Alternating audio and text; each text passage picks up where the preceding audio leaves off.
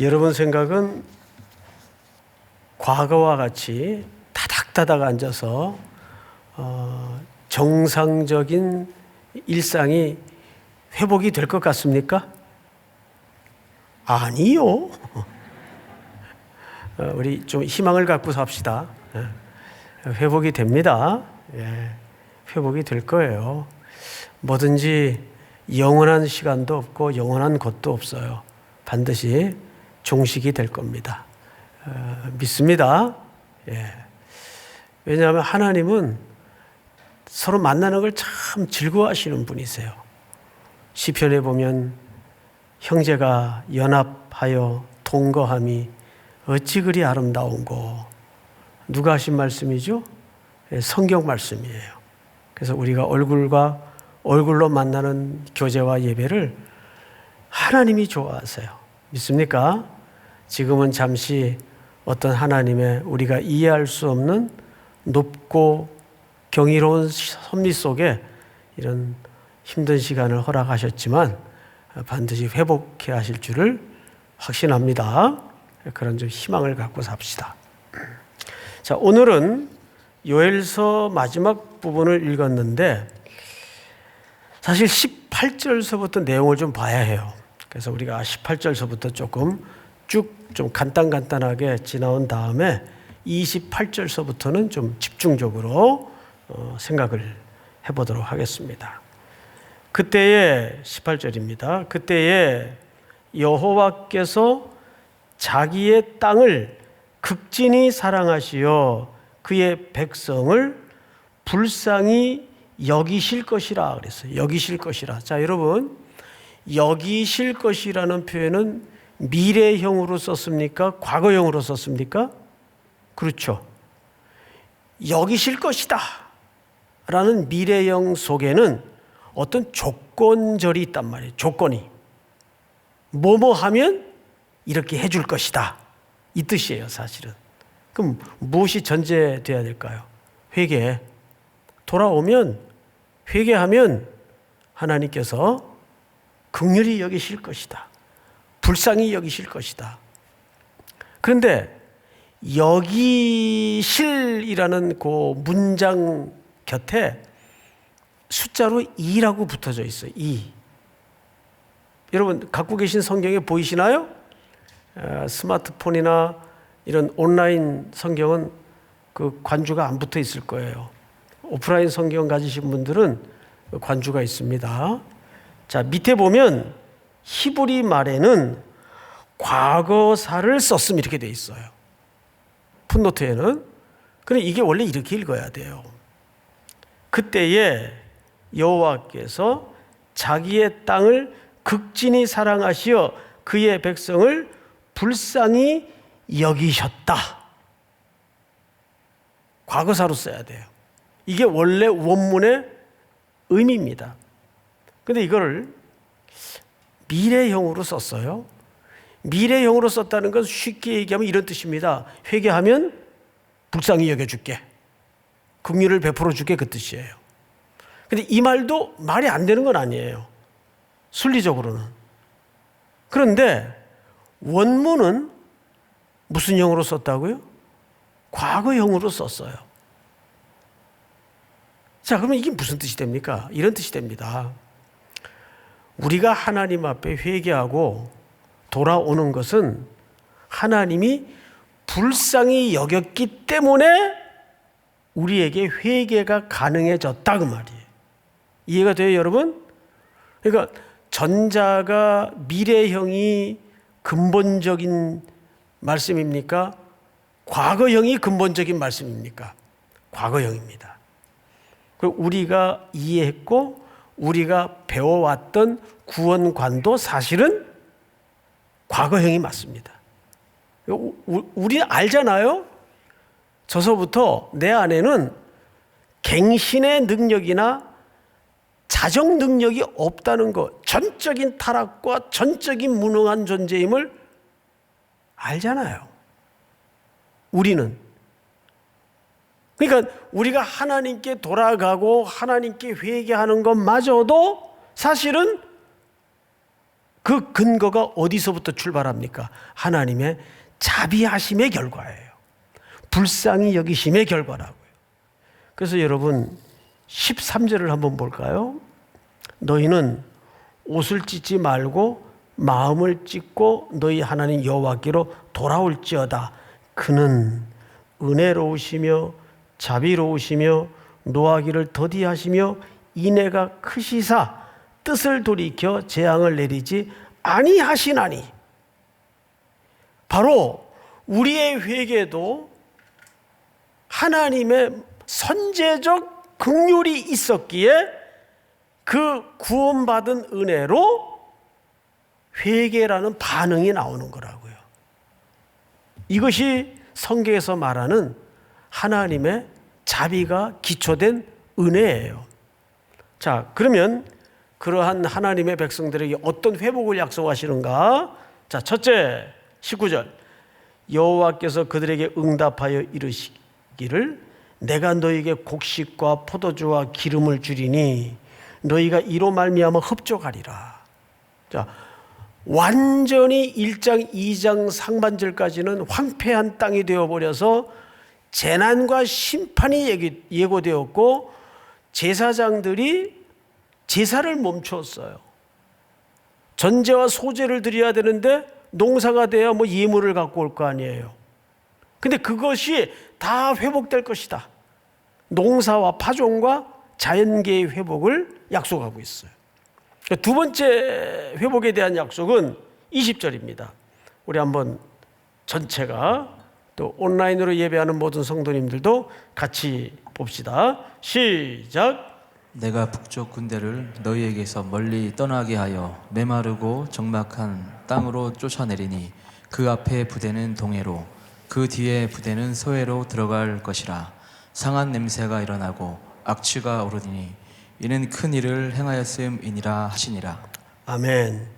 자, 여러분, 두 번째는 북쪽 군대. 그러니까 하나님께서 이 백성들의 우상 숭배의 죄를 처벌하시기 위해서 북쪽 군대가 밀려 들어와 심판과 싹 쓸어갈 것을 예고했었어요. 그런데 그것을 치워버리겠다. 그 군대의 공격을 메마른 땅으로 던져버리겠다. 그래서 너희들을 재난을 주고 공격하려 했던 모든 것들을 썩은 냄새가 나게 만들 것이다.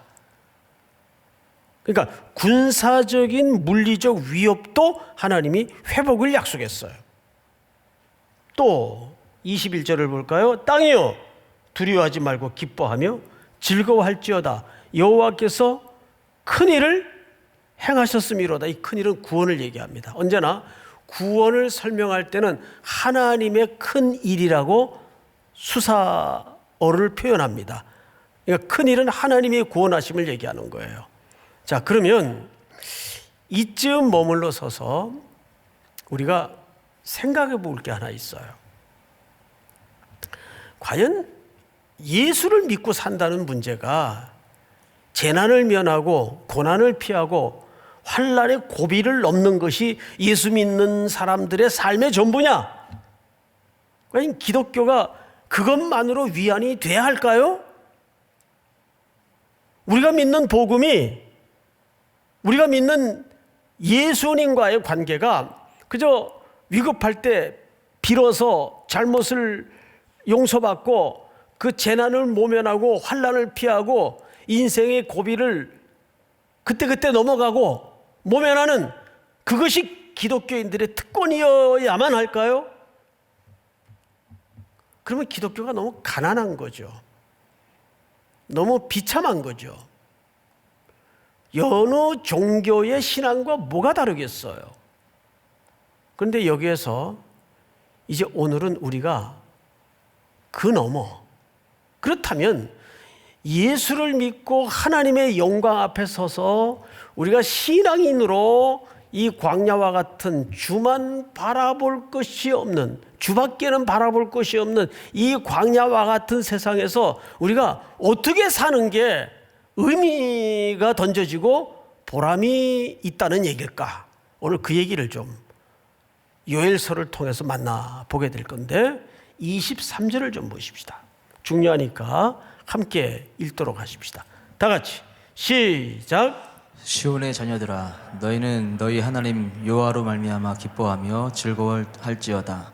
그가 너희를 위하여 비를 내리시되 이른 비를 너희에게 적당하게 주시리니 이는 비와 늦은 비가 예전과 같을 것이라. 이른 비와 늦은 비가 예전과 같을 것이라. 우리 신명기서 한 절을 더 볼까요? 신명기 11장에 보시면 비슷한 얘기가 이미 오래전에 선지자들의 특별히 모세의 글을 통해서 예시되었었어요.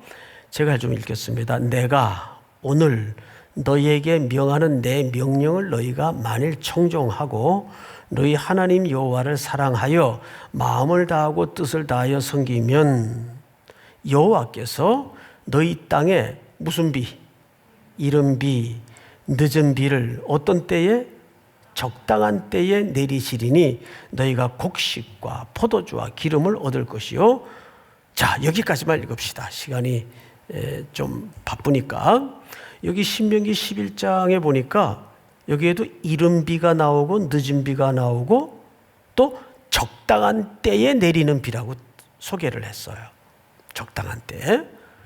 그러니까 이 말은 이런 뜻입니다. 이른 비와 늦은 비를 적당하게 주신다. 적당한 때에 주신다. 다 맞는 표현이에요. 자, 그런데 오늘 성경을 보니까 이렇게 소개됐죠. 23절을 다시 보세요. 그가 너희를 위하여 비를 내리시되 이른 비를 너희에게 어떻게 주시리니? 적당하게 주시리니 이른 비와 늦은 비가 예전과 같을 것이라. 자, 여기서 이제 이 비가 뭔가에 대해서 좀 새로운 관점으로 이해를 갖도록 하겠습니다. 이른 비라고 할 때는 히브리 말에 무슨 말을 쓰냐 하면 한번 이건 참고로 따라했으면 좋겠어요. 우리 모니터로 예배하는 모든 성도님들도 같이 따라 하십시다. 물에 다시요 붙여서 하물에. 이게 뭘 히브리 말로 한 거죠? 이른 비.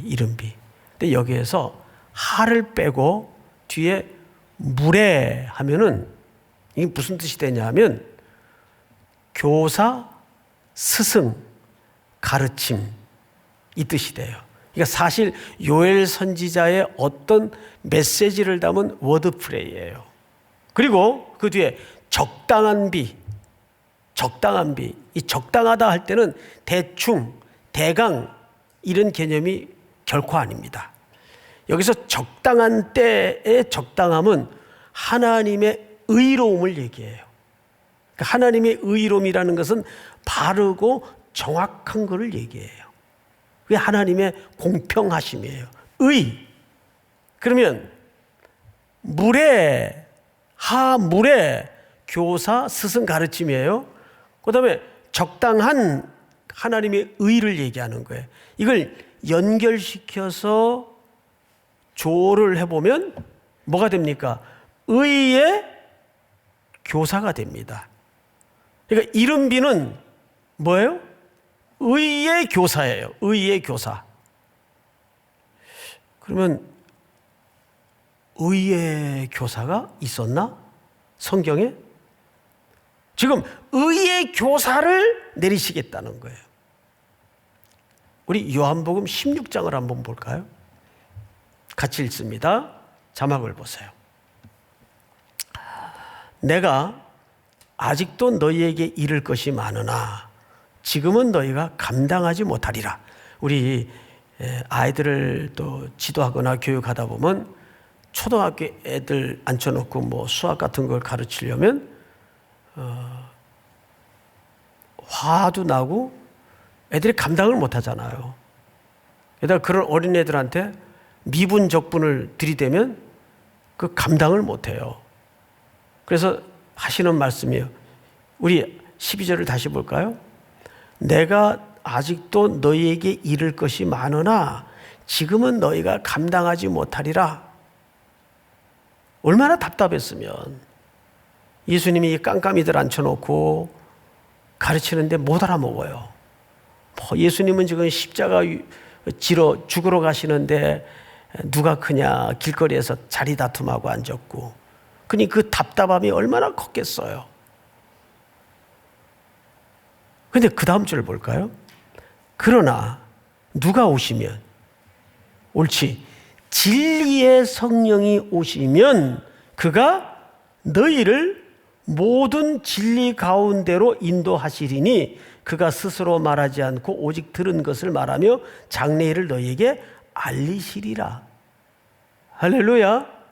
그러니까 성경의 의의 교사는 누구를 가리키는 거예요? 성령님을 가리키는 거예요.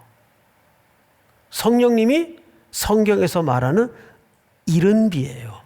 의의 교사. 그래서 성령님은 오셔서 우리에게 어떤 파워를 갖게 하고 투시의 은사를 갖게 하고 내년 이맘때쯤 귀인을 만나게 될 것입니다. 이런 거 가르쳐주는 분이 아니에요. 성령님의 오로지 일관된 초점과 관심은 예수님은 어떤 분인가, 진리를 우리에게 열어서 깨우쳐 주시고 가르쳐 주시는 분이에요. 그래서 성령 충만하다는 것은 성령의 성품다우게 다른 일을 드러내고 겸손한 스타일로 바뀌는 겁니다. 근데 어쩌다가 한국 교회는 성령 충만 받았다 그러면 무서워. 일단 막 눈빛이 형광빛이 되고 겁이 나요. 자꾸 뭐 봤다 그러고, 뭘 봐 보기는, 예? 자꾸 보인다 그러고. 이런 사람들 보면 참 답이 안 나와요. 답이. 성령님의 역할은 오셔서 첫 번째 진리를 열어주시는 거예요. 그래서 누구든지 성령으로 말미암지 않고는 그리스도를 주라 시인할 자가 없느니라. 그가 오셔서 하는 일은 우리를 진리 가운데로 열어주시는 거예요. 믿습니까? 자, 다시 오늘 요엘서를 보십시다. 그럼 늦은 비는 뭐예요? 늦은 비. 자, 물어봅시다. 이른 비는 몇 월에 오는 비가 이른 비예요, 유대에서? 이른 비는 10월에서 12월까지입니다. 그러니까 우리 농사 시간 개념하고 완전히 반대예요. 그래서 이때 이른 비는 파종을 한 다음에, 그때 씨를 뿌린 다음에 그 씨가 흙이 보들보들해져 가지고 땅 밑에까지 뿌리가 잘 착근해서 바람이 좀 불어도 흔들리지 않게끔 유지시켜주는 비가 무슨 비예요? 이른 비예요. 성령님의 역할이 그 역할이란 말이에요. 오셔서 우리 안에 내주하셔서. 그러면 이제 또 무슨 비가 남았나요? 늦은 비가 남았어요. 늦은 비는 봄비예요. 유대인들이 이때 거둬요. 그래서 늦은 비는 결실을 재촉하는 비예요. 그러면 그때 열매가 맺어집니다. 열매. 그래서 이 늦은 비는 누구를 가리키는 건가 하면 인카네이션 하셔서 예수님이 오시어 부활의 무슨 열매가 됐죠? 첫 열매가 되신 거예요. 그러니까 이른 비는 성령님을 말하는 것이고, 이 성령님은 오셔서 이제 사망 권세를 이기시고 이 땅에 부활의 첫 열매가 되셔 우리를 구속하실 그 구속의 완성을 이루기까지 성령님이 이 역할을 도와주시는 거예요. 믿습니까? 그 이른 비와 늦은 비에 대해서 헛갈리면 안 돼요. 자, 그러면 그 이른 비와 늦은 비를 주시는데 28절로 건너뜁니다. 그 후에 이제 그 말이에요. 그 후에 내가 내 영을 누구에게 부어줘요? 만민에게. 자, 여러분, 만민에게라는 말에도 풋노트가 있어요. 이 원래 원문이에요. 원문. 만민은 번역이에요. 원래 원문에는 어떤 단어로 쓰여져야 옳은가 하면 모든 육체라는 뜻입니다. 근데 이 원문 그대로 직역을 했어야 되는데 모든 육체라는 말이 이 뜻을 드러내는데 굉장히 선명한 개념을 갖고 있어요. 근데 그냥 만민이 이래 버렸어요. 좀 번역이 아쉬워요. 뭐 그렇다고 오역은 아니나 진의를 드러내는 데는 좀 아쉬움이 있어요. 왜냐하면 모든 육체라고 할 때는 뭐의 반대 개념으로서의 모든 육체인가 하면 영적인 것의 반대 개념으로서 육체입니다. 자, 여러분 창세기 1장에 보면 아담과 하와가 범죄한 후에 타락을 해요. 그래서 에덴에서 쫓겨나는데 에덴 어느 쪽으로 쫓겨나죠? 동쪽으로 쫓겨나요. 그래서 광야에서 성막을 만들 때 지성소로 들어오기 위해서 입구를 어느 쪽에다 만들죠? 동쪽에다가 만들어요. 그것은 그리스도의 구속의 피로 회복하기 위해서 이들이 제사장들이 동쪽 문으로 들어와야 돼요. 그 에덴의 회복을 여기서 약속하고 있는 거죠. 그렇게 인류는 쫓겨나요. 동쪽으로. 그래서 땅에서 어떤 일이 벌어지는가 하면 창세기 6장에 이런 표현이 있어요. 사람이 땅 위에 번성하기 시작할 때 그들에게서 딸들이 나니 하나님의 아들들이 사람의 딸들의 아름다움을 보고 자기들이 좋아하는 모든 여자를 아내로 삼는지라. 누가 좋아하는? 자기들이 좋아하는. 다음 절. 여호와께서 이르시되 나의 영이 영원히 사람과 함께하지 아니하리니 이는 그들이 뭐가 되었다 그랬어요? 육체가 되었다. 하나님과 반대되는 개념에 그냥 물질 덩어리들이 되었다 그 말이에요. 하나님의 영이 떠나가면 고기 덩어리에 불과해요. 주 떠나가시면 내 생명 헛되네. 주님 떠나가시면 우린 아무것도 아니에요. 먼지 덩어리예요. 오물 덩어리예요. 육체가 되었어요. 그런데 하나님은 이 회복을 위해서 오늘 요엘 선지자를 통해 내가 그 죽은 육체에 만민이 아니라 육체에 이 진리를 수납하고 예수 그리스도를 받아들이는 그 모든 육체에 뭘 부어주겠다는 거예요? 내 영을 부어주겠다는 거예요. 여기서 내 영은 누구를 가리켰다고요? 오셔서 우리를 진리 가운데로 인도하실 성령님을 가르치는 거예요. 할렐루야. 그러면 성경을 또 보십시다. 28절.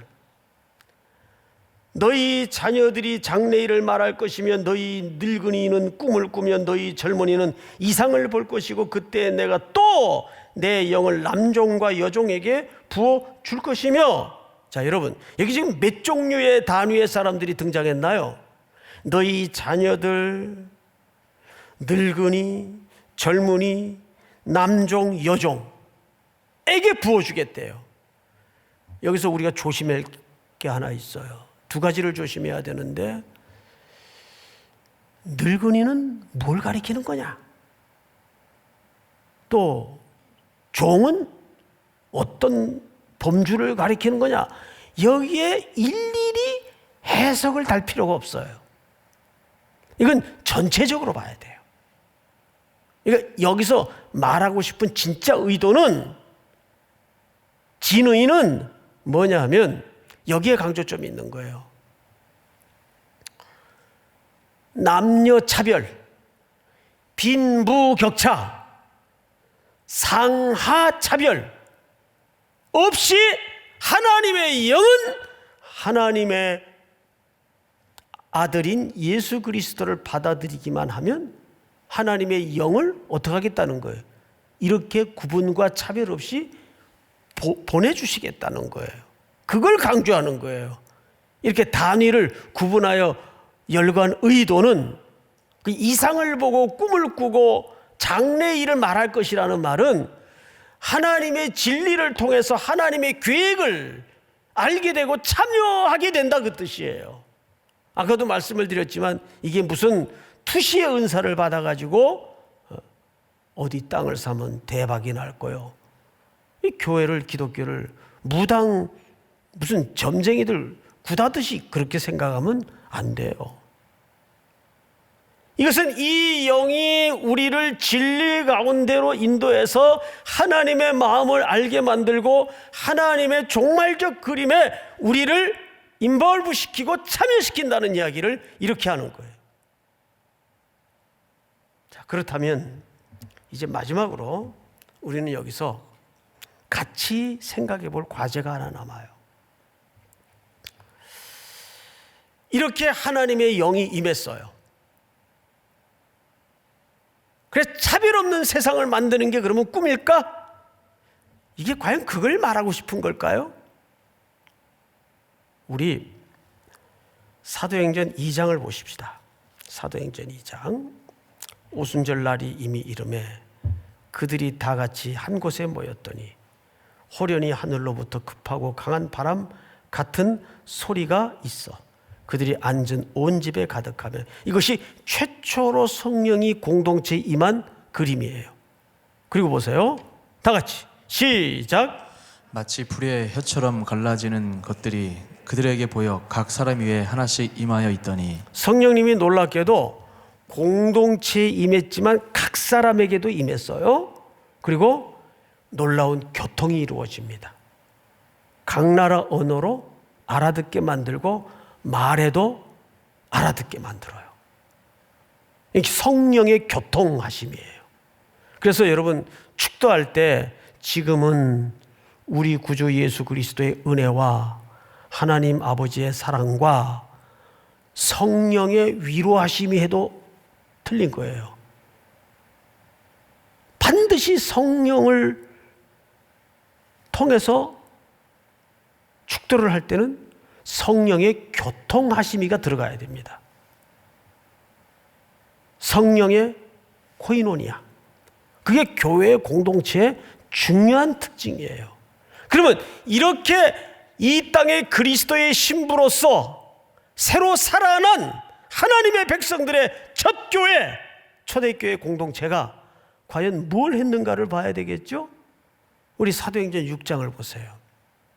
그때에 제자가 더 많아졌는데 헬라파 유대인들이라는 것은 그 이방 땅에서 태어난 유대인들을 얘기하는 거예요. 그러니까 디아스포라죠. 유대인들이 자기의 과부들이, 자기네 쪽 과부들이 매일의 구제에서 자꾸 제외돼요. 폴링 러브처럼 무슨 뭐에 빠진다 그 말이 아니라 자꾸 그 구제에서 상대적으로 제외가 되는 거예요.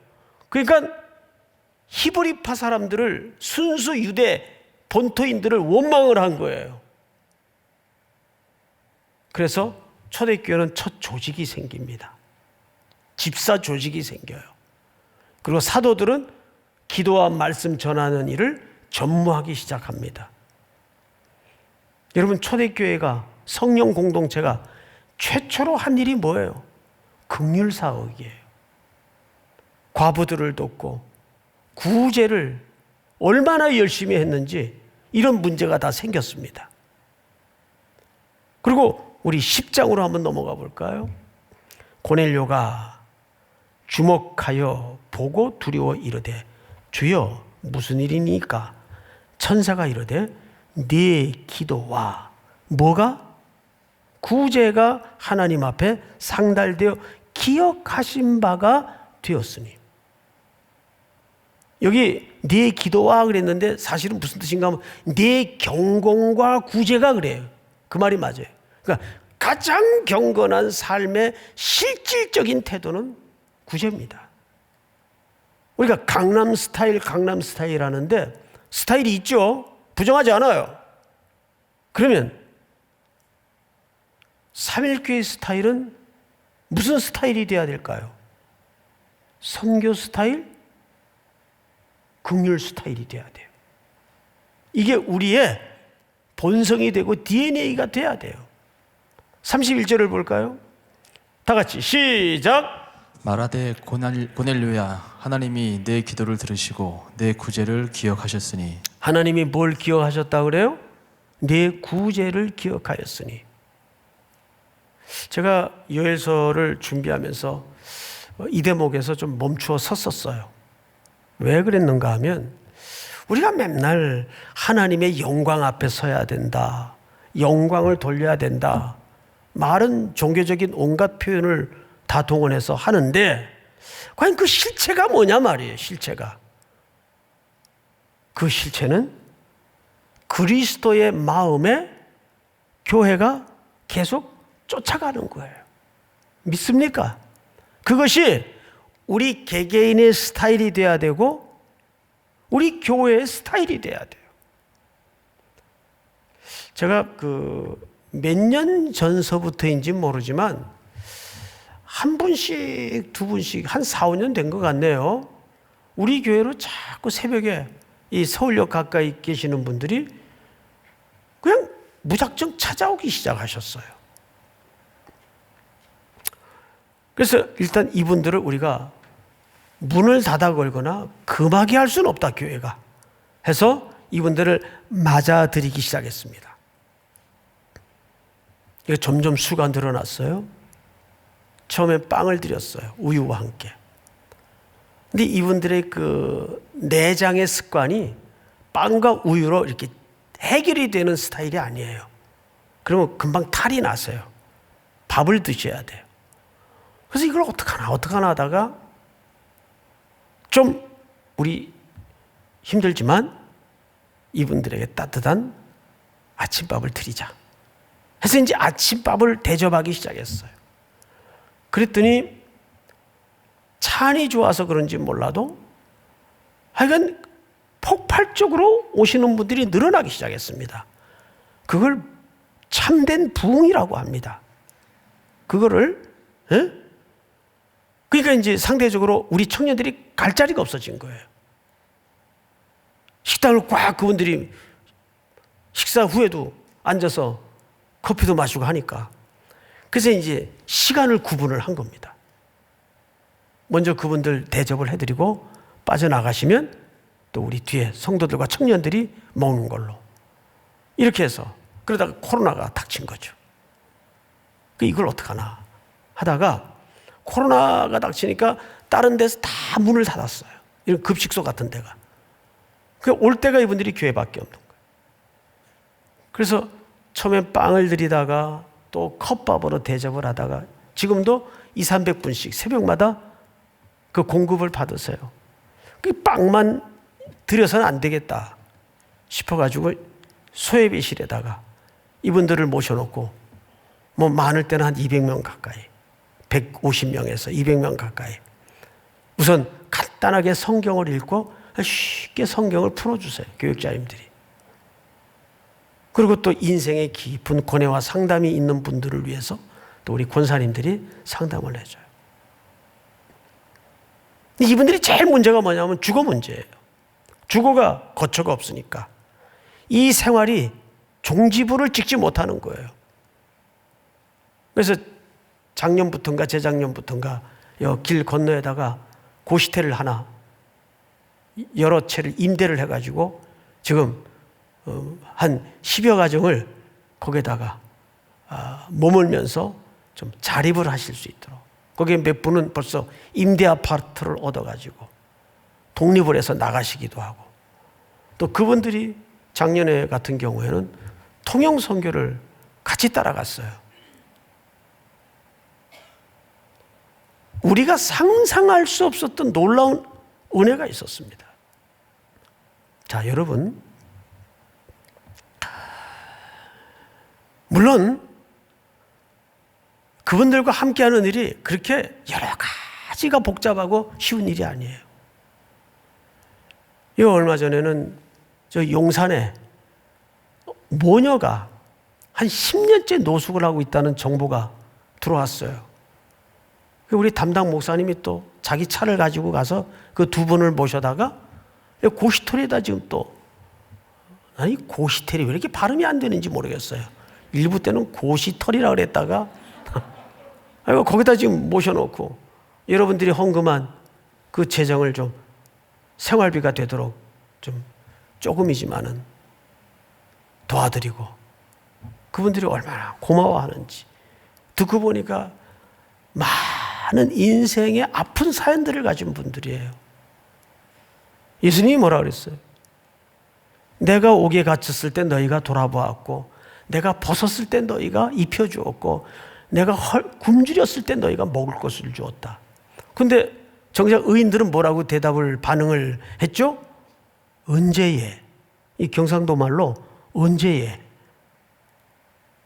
그러니까 그걸 자기들은 의식을 했다는 얘기예요? 못했다는 얘기예요? 의식을 못하고 했다는 얘기예요. 여러분 이게 중요한 건데 의식을 못하고 했다는 얘기는 이게 무슨 말이 됩니까? 그냥 본성으로 했다는 얘기예요. 어떤 본성? 육체적 본성이 아니라 거듭난 하나님의 자녀로서의 본성으로 했다는 얘기예요. 이게 우리 스타일이어야 돼요. 냄새 좀 나면 어때요? 그건 예수님 냄새지. 그건 예수님 냄새예요. 냄새 좀 나면 어때요? 다 그럴 바엔 우리 단체로 비염 환자가 됩시다. 응? 뭐 따지고 보면 우리 그렇게 뭐 깨끗한 사람이 어디 있어요? 나도 얼마나 더러운지 몰라요. 이게 자학적 설교인데 이런 설교 잘 안 하는데 저는 샤워하고 나서도 그냥 갈아입기 귀찮아가지고 뒤집어 또 입어요. 에? 내가 이런 설교까지는 정말 안 하려고 그랬어요. 뭐 뒤집어 보면 그렇게 깨끗한 사람이 어디가 있어요? 이런 교회가 불가능할까요? 가난한 자와 부자가, 비난자와 공고한 자가, 낮은 자와 높은 자가 구분 없이 막힌 담을 열고 함께 한 주를 노래하고 경배하고 예배할 수 있는 교회가 된다면 거기에 주님의 시선이 머물지 않을까요? 그런 교회 여러분들이 이룰 수 있기를 주의 이름으로 축복합니다. 다 일어나십시다. 허무한 세상 지날 때 찬양하십시다.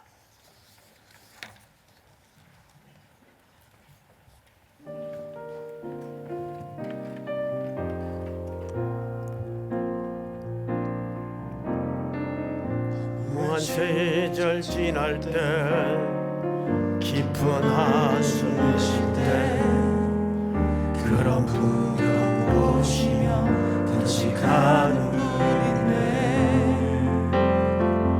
고와 같이 너희를 버려두지 않으리 내가 너희와 영원히 함께하리라 영원히 함께하리라 성령이 오셨네 성령이 오셨네 내 주에 보내신 성령이 오셨네 우리 인생 가운데 친히 찾아오셔서 그 나라 꿈꾸게 하시네 흔들린 자 갇힌 자 자유함이 없는 자 피난처가 되시는 성령님 계시네 주의 영이 계신 곳에 주의 영이 계신 곳에 참 자유가 있다네 진리의 영이신 성령이 오셨네 성령이 오셨네 성령이 오셨네 성령이 오셨네 내 주에 보내신 성령이 오셨네 우리 인생 가운데 친히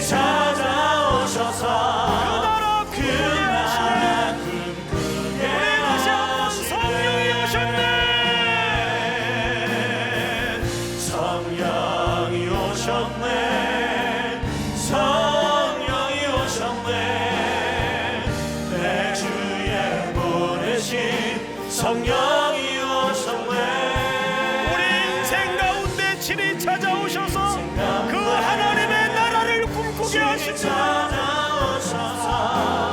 그 나라 꿈꾸게 하시네 우리 한번 눈을 뜨고 자막에 떠오르는 결론 겸 세 가지 기도 제목에 귀를 기울여 주십시오. 하나님은 심판이 목적이 아닙니다.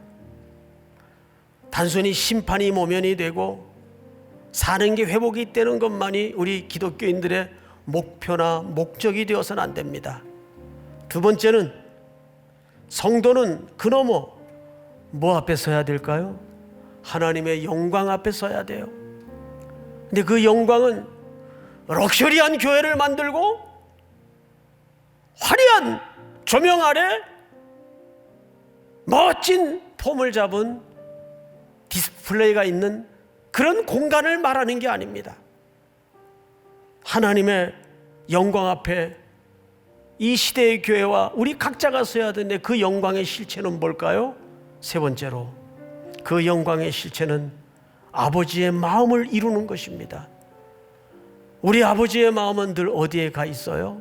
우리 누가복음 4장을 한번 같이 합독하여 읽도록 하겠습니다. 주의 시작. 주의 성령이 내게 임하셨으니 이는 가난한 자에게 복음을 전하게 하시려고 내게 기름을 부으시고 나를 보내사 포로된 자에게 자유를 눈먼 자에게 다시 보게 함을 전파하며 눌린 자를 자유롭게 하고 주의 은혜의 해를 전파하게 하려 하심이라 하였더라. 할렐루야. 이것이 아버지의 마음이고 예수님의 마음입니다. 사랑하는 우리 삼일의 형제자매 여러분, 우리가 꿈꾸는 교회는 과연 어떤 교회입니까? 세련된 교회, 엘리트들만이 모여서 그들끼리만의 즐거움이 되는 유람선으로 만들어서 되겠습니까? 캄캄한 바다에 부르짖고 비명소리가 들리고 살려달라고 아우성치는 그곳에 우리는 띄워진 전투함이 되어야 됩니다. 오늘도 이 말씀이 여러분들의 꿈이 되고 성령 공동체의 스타일이 되는 여러분들의 본성이 되는 은혜가 있기를 바랍니다. 우리 다 같이 한번 주여 부른 다음에 통성으로 오늘 주신 말씀 붙들고 기도합니다. 주여